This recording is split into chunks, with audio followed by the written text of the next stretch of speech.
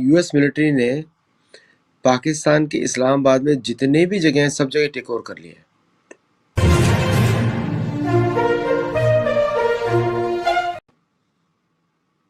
नमस्कार, मैं हूं मनविंदर। आप सभी राष्ट्रवादियों का एमबीएन नेटवर्क में एक बार फिर से बहुत-बहुत स्वागत है। ईरान के अंधला हैकर ग्रुप ने ये दावा किया है कि उसने इजरायली सेना के पूर्व प्रमुख हर्जी हलेवी के फ़ोन और दूसरे डिवाइसेस हैक किए थे। अब ईरान ने काफ़ी सारी तस्वीरें और वीडियोज़ वायरल भी कर दिए हैं। दूसरे, युद्ध विराम के बावजूद ईरान के धमाके जारी हैं। लेबनान अलग से परेशान है। सऊदी में ड्रोन को गिराया गया है। तो फिर ये कैसा युद्ध विराम है? और युद्ध विराम के बीच में ड्रामेटिक तरीके से पाकिस्तान की भी एंट्री हुई है। जेडी वैंस भी बहुत सारी बातें कर रहे हैं, तो ऐसा लग रहा है कि जो दिख रहा है वो परमानेंट नहीं है। ये बड़े तूफान से पहले का एक छोटा-सा पॉज़ है। पॉज़ है लेकिन पीस नहीं है। इसे समझते हैं आदित्य सत्संगी जी से कि ये खेल क्या है। आदित्य जी, बहुत-बहुत स्वागत है। नमस्कार। नमस्कार आपको, आपके दर्शकों को एंड वापस बुलाने के लिए बहुत बहुत धन्यवाद। देखिए क्या है कि पाकिस्तान एक ऐसा देश है जिस पे कोई भी ट्रस्ट नहीं करता है, अमेरिकन भी ट्रस्ट नहीं करते हैं। तो लास्ट मिनट पे 3 घंटे पहले तक जेडी वांस बोल रहे थे नहीं जाएंगे।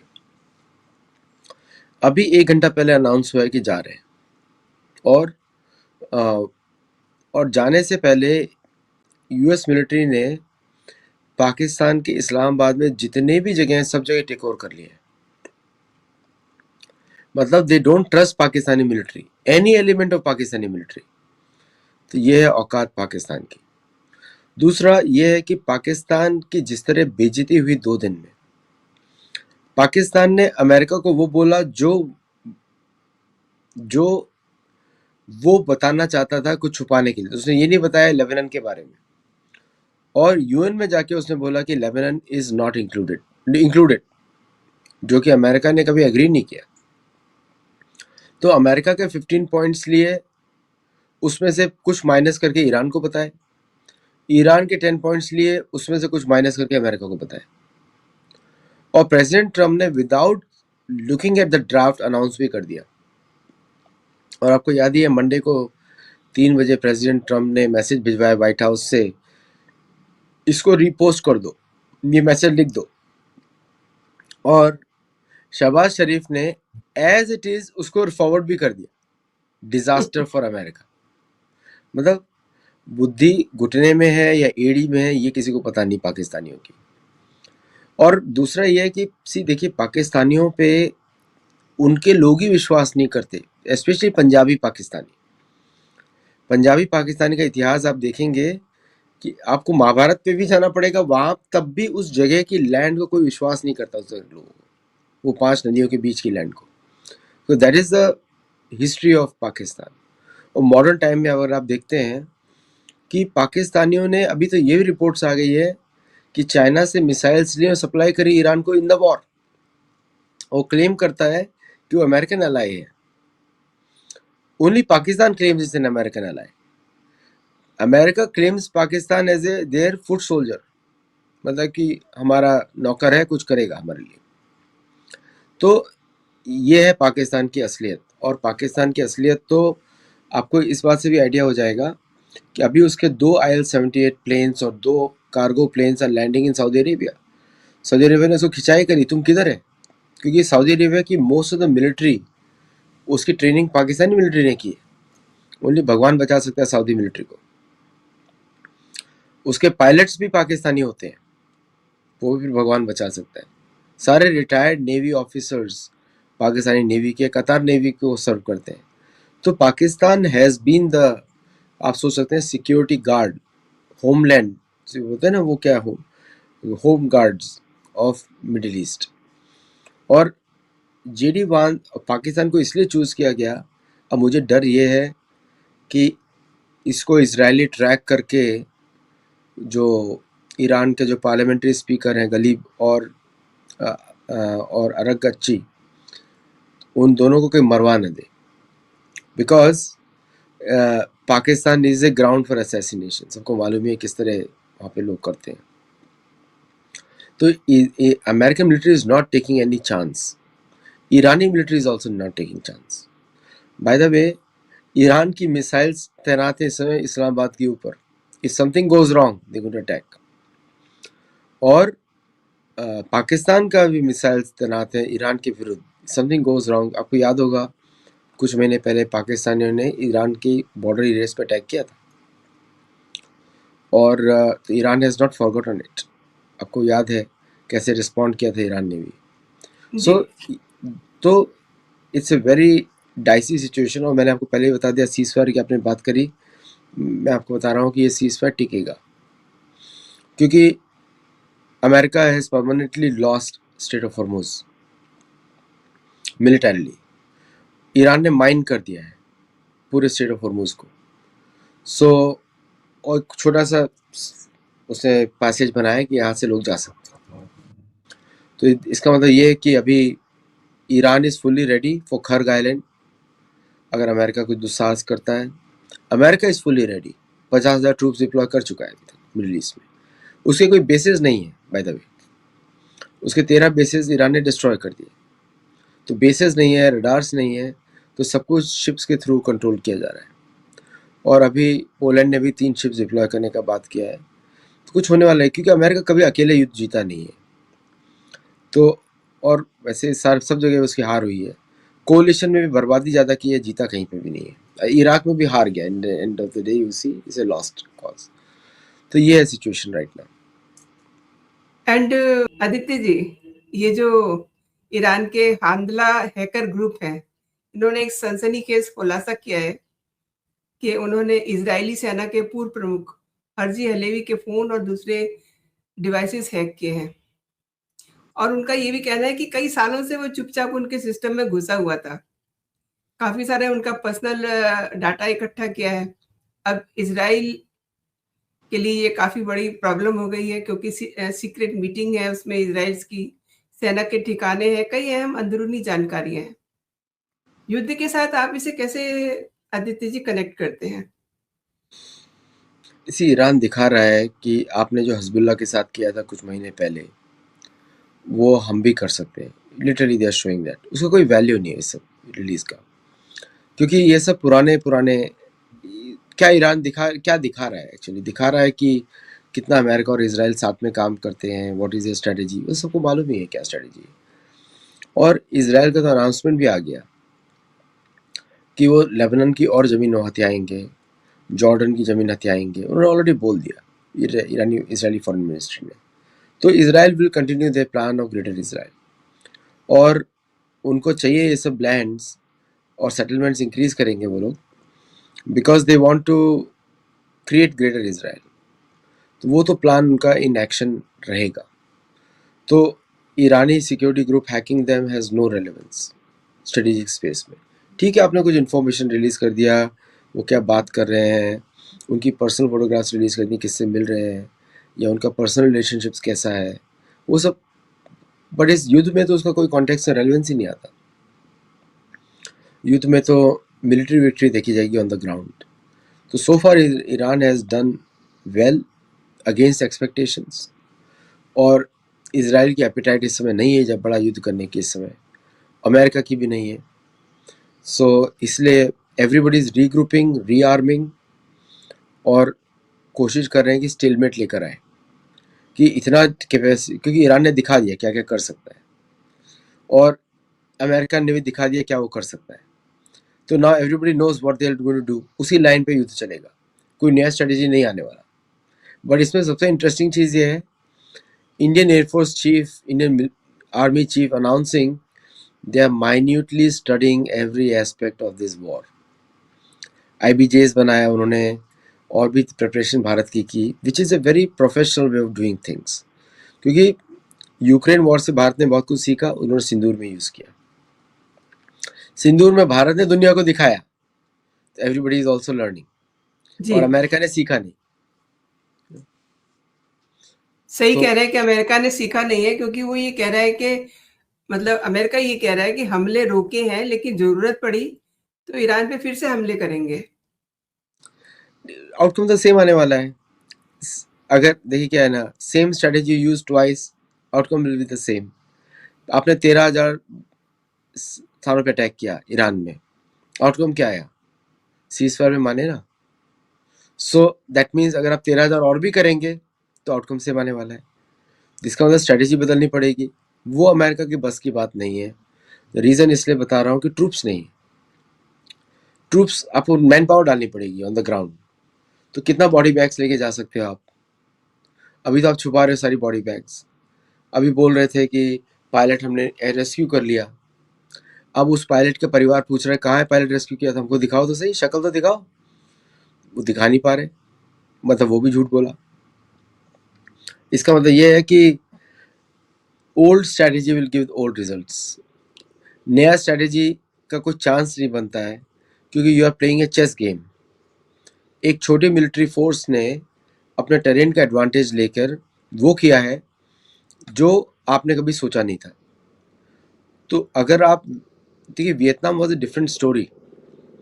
South Vietnam invited Americans, give them platforms.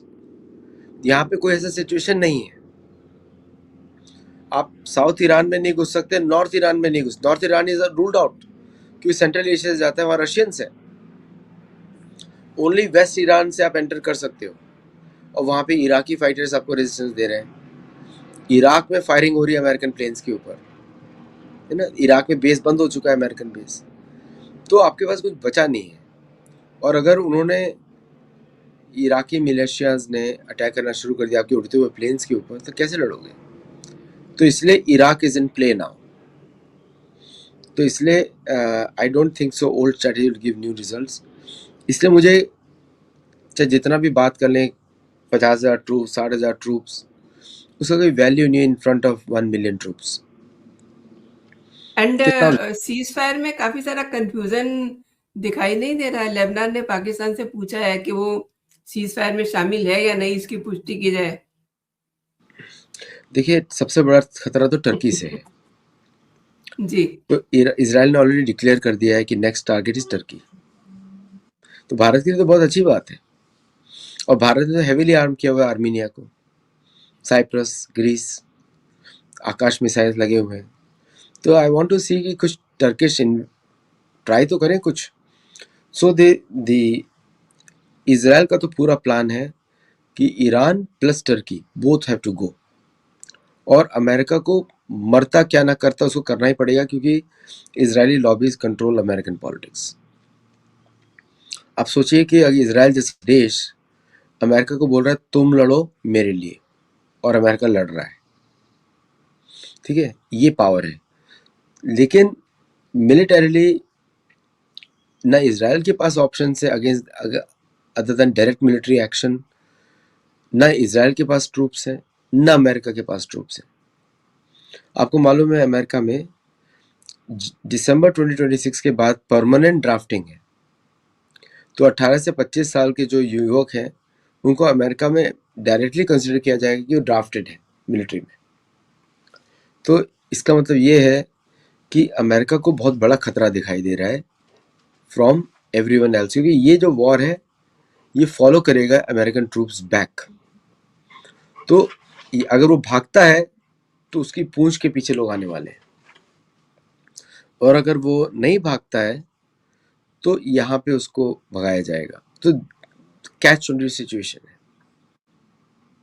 कई सारे आदित्य जी अपडेट्स हैं। अब ईरान ये भी कह रहा है कि अमेरिका ने सीज फायर की 3 शर्तें तोड़ दी हैं, इसलिए अब भरोसा नहीं करेगा। मतलब हर इसका जो युद्ध में जो शामिल है, इज़राइल है, ईरान है, अमेरिका है, ये सब अपनी-अपनी अलग-अलग बयानबाज़ी, अपनी-अपनी अलग-अलग स्ट्रैटेजी बता रहे हैं। देखिए क्या है कि अमेरिकन मिलिट्री की बैकबोन टूट चुकी है, इसलिए ईरान जैसा देश भी अब बोल रहा है ये मेरी कंडीशन तुमने नहीं मानी। ओके, तो अमेरिका की बेइज्जती गजब तरीके से हो रही है। और अमेरिका के एलाइज कौन कौन से हैं? सारे तो टेररिस्ट कंट्रीज हैं। पाकिस्तान, उसके एलाइज आप देख लीजिए, कोई भी इस्लामिक देश वहाँ पे, ये सब तो टेरर प्रोड्यूस करते थे ना। भारत के विरुद्ध कितना किया उन्होंने काम, वो तो अभी समय बदल गया है भारत का। सपोज करो मोदी जी की वजह से जो डायरेक्ट एक्शंस लिए हैं, सिंदूर ऑपरेशन सिंदूर की वजह से अमेरिका भारत की तरफ नहीं देख रहे, नहीं तो ये लोग तो भारत को इन्वॉल्व करते।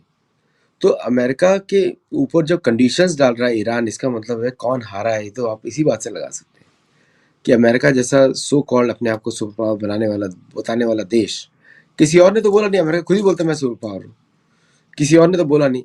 जो उसकी इज्जत उतारी है वियतनाम के बाद ईरान ने, and they are forcing their vice president to fly to Pakistan despite, उसको तो डर लग रहा है वहां उतरने से पहले और नेगोशिएट करने से पहले। तो ये तो अमेरिका को सोचना चाहिए कि वो किस लेवल पर आ गया है। अगर कोई और होता तो मना कर देता, भाई हम नहीं जा रहे वहां पर नेगोशिएशन करने। अगर आप द और fact that you are coming for negotiation, वो तो लो। जी। अच्छा आदित्य जी, ये जेडी वैंस जब भारत आए थे तो पहलगाम हो गया था। अब ये पाकिस्तान में बार-बार जा रहे हैं। तो आपको नहीं लगता कि हमारे यहाँ भी काफ़ी सारी मीटिंग्स हो रही हैं, काफ़ी सारी एक्टिविटीज़ चल रही हैं, रादर सीमा पर भी हलचल दिखाई दे रही है? देखिए, ये भारत के लिए बड़ी अच्छी विंडो है। Pakistan is at its weakest point. Narad मुनि बोलते हैं जब दुश्मन कमजोर हो उसको खत्म कर दो। तो कोई आपका सरकार का व्यक्ति कोई आपका वीडियो देखे ये वाला, तो नारद मुनि तो ये बोलते हैं, मेरी बुक में बिल्कुल क्लियर महाभारत में लिखा हुआ है, कोई दया मत दिखाओ, क्योंकि ये बहुत समय से भारत को इसने परेशान किया है, बहुत समय से। अब आया है ऊंट पानी के नीचे, है ना। तो इसको, पहाड़ के वैसे ऊंट नीचे। तो बड़ा अच्छा प्राणी, ऊंट तो हमारे लिए बड़ा अच्छा प्राणी है, जी। लेकिन कहावत है बस। तो ये समय है भारतीय सरकार के लिए, finish the job, get lost, finish the job. अगर भारत की सीमाएं अफगानिस्तान से मिलती हैं, भारत की सीमाएं ईरान के साथ मिलती हैं, it will be A fantastic thing for Iran and fantastic thing for Afghanistan, for global good. Please do it. क्योंकि ये, अब देखिए सारे ट्रबल स्पॉट्स रिवर्स हो रहे हैं। साउथ कोरिया नॉर्थ कोरिया से मिल रहा है, ताइवान चाइना से मिल रहा है, पीओके, और पूरा पाकिस्तान की भूमि तो हमारी। तो ये समय हिंगलाज माता को अपनी सीमा में लाने का है। हिंगलाज माता हमारी सीमा में रहेंगी। एक बात तो आप मान लीजिए कि बीजेपी को भी सेक्युलरिज्म छोड़ना पड़ेगा, पूरी तरीके से अपीजमेंट छोड़ना पड़ेगा। हिंगलाज माता को अंदर लाना है तो वो सेक्युलरिज्म टाइप का माइंडसेट छोड़ना पड़ेगा, उनको भी छोड़ना पड़ेगा। सिंधु नदी हमारी वर्शिपेबल नदी है वेदों के अनुसार, और अगर जिसको भी भारत में सनातन धर्म से प्रॉब्लम है, बीजेपी को बोलना पड़ेगा जाओ, जिस देश में जाना है जाओ, निकल जाओ यहाँ से। और भारत को किसी भी तरह से एफसीआरए अमेंडमेंट बिल लाना पड़ेगा। कैथोलिसिज्म, प्रोटेस्टेंटिज्म, क्रिश्चियनिज्म, ये सब भारत के लिए खतरा है। तो लगे हाथों पाकिस्तान को भी निपटाओ, लगे हाथों इंटरनल प्रॉब्लम से निपटाओ। यही नीति बोलती है, चाहे विदुर नीति ले लें, चाहे शुक्र नीति बोल लें, चाहे शुक्राचार्य भी यही बता रहे हैं, नारद मुनि भी यही बता रहे हैं। तो अब आप ऋषि मुनियों की सुनिए, काम करिए, जय जय श्री राम, और निकाल दीजिए काम अपना। This is the time to do it. And Iran ने हॉर्मुज़ स्ट्रेट के नीचे बारूदी सुरंगें जो बिछाई हुई हैं, उनका क्या मतलब हुआ? हालाँकि वो अब जो वहाँ जाने वाले जहाज़ हैं, उनको उनका रूट जो है वो डाइवर्ट कर रहे हैं। ये सब क्या है? मतलब ये सीज़फायर किस तरीके का आपको समझ में आ रहा है? देखिए, सीज फायर का मतलब है बंदूकें बंद की हुई हैं, बस तनी हुई हैं, गोली नहीं चला रहे, बस इतना ही मतलब होता है। दिल का जो गुबार है वो वैसे ही बना हुआ है। हाँ, एग्जैक्ट, और बढ़ गया है बिकॉज नाउ उसको चाइना ने फिसाइल मटेरियल दे दिया है, रॉकेट फ्यूल्स का दे दिया है, सॉलिड फ्यूल्स। रशिया ने उसको बाकी सप्लाई कर दिया मिसाइल्स। पूरी तरीके से आर्म्ड एंड लोडेड है ईरान इस समय, है ना। और और उसने जो नंबर्स बताया था पाकिस्तान को, उसके 15,000 मिसाइल्स हैं, 45,000 ड्रोन है, उसका 10 गुना ज्यादा होगा उसके पास मटेरियल होगा, ताकि बना सके। क्योंकि आपको, अब आप स्टोर नहीं कर सकते, आपको चलाना पड़ता है, तो स्टोरेज फैसिलिटी भी चाहिए सबके लिए। That is more than enough for America and Israel for next 40 days. 40 दिन में वो और बना लेंगे। और मैंने आपके शो में बताया था, एक भी उनका मिसाइल लॉन्चर स्ट्राइक का इफेक्ट नहीं हुआ, सब जगह डमीज लगा के रखे थे। तो 13,000 डमी स्ट्राइक करके गया अमेरिका।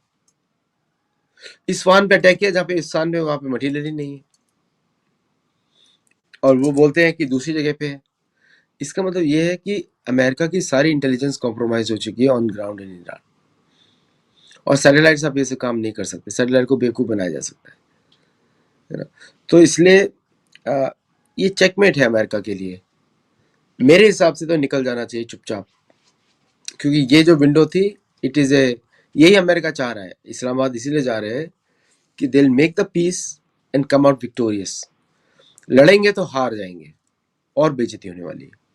लेकिन इस्लामाबाद में जो कुछ भी होने जा रहा है, जेडी वैंस वहाँ जा रहे हैं, बातचीत होगी। आपको नहीं लगता कि इसमें अमेरिका ने पाकिस्तान को फंसा दिया है? क्योंकि पिटाई कौन करेगा, आप समझ रहे हैं। देखिए, पाकिस्तान तो पिटने के लिए बना है। अंग्रेजों ने पाकिस्तान बनाया, कोई पाकिस्तान फ्रीडम मूवमेंट से नहीं बना, मुस्लिम लीग से नहीं बना। वो जिन्ना को यूज किया गया हिंदुओं की जमीन छीनने के लिए। उन्होंने भारतीयों के साथ, हिंदुओं के साथ दगाबाजी की। ओके, उनको फालतू में हीरो बना दिया गया। तो अब सच्चाई सबके सामने आ रही है कि पाकिस्तान बनाने का पर्पज ही ये था, पिटो। नहीं तो इतनी पतली सी स्ट्रिप कौन देता किसी को? पिटने के लिए दिया, समुद्र से लेकर रशिया तक पहुंचने के लिए ये दिया था। उसका रेलेवेंस चला गया है। ना अमेरिका रशिया से लड़ सकता है, ना अमेरिका भारत को थ्रेटन कर सकता है, ना अमेरिका ईरान को थ्रेटन कर सकता है। अमेरिका किसी को थ्रेटन ही नहीं कर सकता इस समय। आप सोचिए कि अगर आपने माइनिंग की बात करी, वो तो नॉर्मल स्ट्रेटेजी होता है कि आप अटैक नहीं कर पाएंगे। अब कैसे जाओगे? अब तो माइन ही निकालते रहो, उसके पहले जाओगे, वो समय तो नहीं मिलने वाला है। तो Iran, straight of Hormuz open थी बिफोर द वॉर, आज क्लोज है, तो अमेरिका हार चुका ना ऑलरेडी। अब तेल कैसे निकालेगा? अब बिलीव मी, अब कल को ईरान ने बोला हुती से कि स्टार्ट टारगेटिंग अमेरिकन शिप्स, तो अमेरिका का तेल वहां से भी गया। और अगर अमेरिका में तेल नहीं तो अमेरिकन इकोनॉमी नहीं। तो अमेरिका को बोला जा रहा है तुम घर निकलो और हम तुम्हारे पीछे आने वाले हैं, लिटरली। यूक्रेनियन प्रेसिडेंट जेलेंस्की का थ्रेट आप याद रखिए व्हाइट हाउस में। बोले कि you are very lucky, you have large oceans around you, but one day people are going to come. तो वो थ्रेट थी। यूक्रेन को टेररिस्ट कंट्री है, यूक्रेन तो नहीं छोड़ने वाला है अमेरिका को। जो गेम्स अमेरिका ने यूक्रेन के साथ खेले, पहले तो यूक्रेन को बोला आप अटैक करो रशिया पे, फिर पीछे से आप निकल गए और सारे पूरे यूक्रेन बर्बाद हो गया। तो खुंदस तो उनकी अमेरिका से, इसलिए तो रशिया बड़ा खुश है।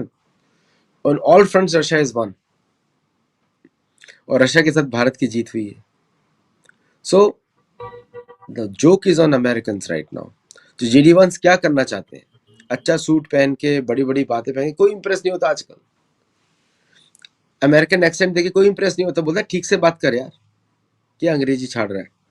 तो द पॉइंट इज कि अभी तो असली खेल अब शुरू हुआ है कि डॉलर ही छीन लिया जाएगा अमेरिका से, ऐसा हो रहा है। एंड आदित्य जी, मुझे जो चीज़ लग रही है ना, इज़राइल और अमेरिका ये भी एक पेज पे दिखाई नहीं दे रहे हैं। जिस तरीके से सीज़ फायर के अब ये आफ्टर इफेक्ट दिखाई दे रहे हैं। देखिए, पाकिस्तान ने बहुत गड़बड़ी करी। पाकिस्तान ने ईरान के 10 पॉइंट लिए और उसने अमेरिका को बताया नहीं, उसमें से 3 पॉइंट्स। लेबनान नहीं बताया, 3 पॉइंट नहीं बताया, स्टेट ऑफ हॉर्मुज नहीं बताया, नहीं बताया। पाकिस्तान ने अमेरिका के 15 पॉइंट्स लिए, उसने पूरी तरीके से ईरान को कम्युनिकेट नहीं किया। तो ईरान तो बोलता है लेबनान इज नॉन नेगोशिएबल। और एक बात ब्रेकिंग न्यूज भी बता दो कि जी। इजराइल ने हिजबुल्लाह के साथ पीस ट्रीटी के प्रपोज किया है इस समय। तो वहां पे पीस ट्रीटी, यहाँ पे पीस ट्रीटी, इसका मतलब ये युद्ध अब चलने वाला नहीं है, क्योंकि चेकमेट है ऑन द ग्राउंड। तो ये ईरान की विक्ट्री मानी जाएगी, क्योंकि सीज फायर उसने फोर्स किया है। अमेरिका नहीं मान रहा था, फोर्स किया उसने। इस्फहान के फेल्ड अटेम्प्ट के बाद सो फोर्स किया है। और अमेरिका, भारत उसको अच्छी तरह स्टडी कर रहा है। अब देखिएगा कितनी माइंस भारत बिछाता है, सोचिएगा अभी अब कौन कौन सा मलक्का स्ट्रेट से लेके कहाँ कहाँ पे भारत करता है। Because it is a sea denial strategy है। और सारे युद्ध समुद्र से ही होते हैं, बाय द वे। जो मेन युद्ध होते हैं समुद्र से होते हैं। And end of this show, जो भारत का ऑप-सिंदूर था और ये जो इतनी तबाही इन्होंने मचाई है, उससे अच्छा तो हमारा जो है कुछ घंटे का ऑप-सिंदूर था। हमने अपना टारगेट भी हासिल कर लिया। देखिए क्या है, ऐसे ही मिलिट्री ऑपरेशंस होते हैं, प्रिसाइज होते हैं। भारत ने दिखाया कि मिलिट्री ऑपरेशंस कैसे होते हैं। जैसे बहुत लोगों ने क्रिटिसाइज किया था और उस समय कि भारत को लंबा करना चाहिए। जब मैंने बोला था शायद 2-3 दिन और कर देते बम्बार्डमेंट, क्या फ़र्क पड़ता है? और कर देते, थोड़ा और डिस्ट्रक्शन करते। लेकिन इंडियन मिलिट्री को मालूम था क्या ऑब्जेक्टिव्स उन्होंने अचीव करने हैं। तो मिलिट्री ऑपरेशंस ऐसे ही होते हैं, स्पेसिफिक होते हैं, डिफाइंड होते हैं और आउटकम बेस्ड होते हैं कि ये आउटकम हमको चाहिए। तो मिलिट्री को मालूम था वो क्या अचीव कर रहे हैं। और आपको खुशखबरी दर्शकों को देनी चाहिए कि Bharat is patrolling east of Depsang lake. Depsang में उधर पहुंच गए हैं। Bharat is patrolling other finger 8, finger 7 सब पेट्रोल कर रहा है भारत इस समय डोकलाम में। तो Bharat is patrolling going back to the 1962 era. Aksai Chin बचा हुआ है बस। तो वो पीओके के बाद अक्साई चीन आ जाएगा। अक्साई चीन से चाइना वेकेट करेगा। तो पता लगा कि इस्लामाबाद में कोई बातचीत हो रही है, इधर से भारत ने अपना जो टारगेट है वो हासिल कर लिया। अदिति जी, आपने मेरे शो के लिए समय निकाला और मेरे दर्शकों को आपने कई महत्वपूर्ण विषयों पे जानकारी दी। आपका बहुत-बहुत धन्यवाद। जय हिंद, जय भारत। जय भारत।